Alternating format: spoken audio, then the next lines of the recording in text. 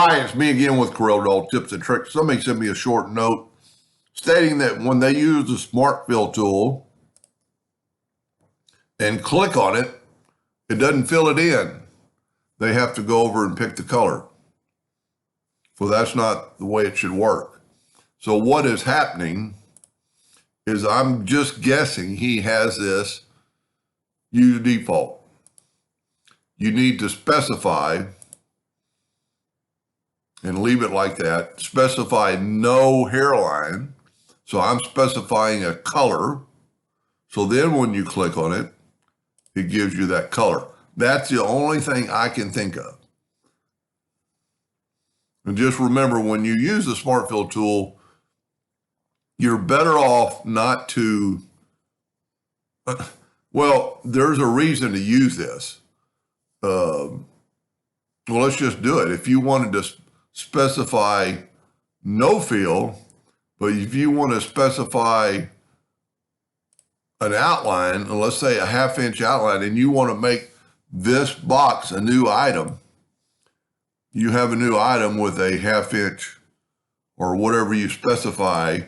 You could be a 1/2 inch, you could be, you could be a hairline, you could make it another hairline and just making an object. The Smart Fill tool basically makes a new object. You could actually make it, like a red hairline. I'm going to go down to RGB, so we have RGB red, and then make it red. And now if I fill that in, I get a red cut line, hairline out of that object. And you notice that these are just basically two squares put together. So there's no way you could take this and make it blue, and you could take this and make it blue, because those were drawn objects. This is not a drawn object. This is a hole in the object, so you have to use the Smart Fill tool to fill that in. So we change it back to the way I keep it. I say none, and I have specify, and I normally would leave it on black, doesn't really matter. And I want to fill that in and make that new shape. I just have to touch it, and the Smart Fill tool fills it up. And then after you make that shape, you can make the shape whatever color you want, because now it's a separate object.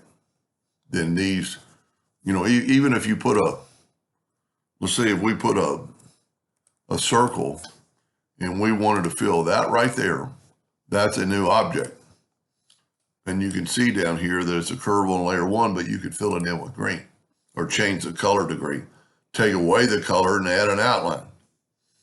So for the one I'm trying to help, just make sure you have it set on specify. Hope that helped. Thank you for watching.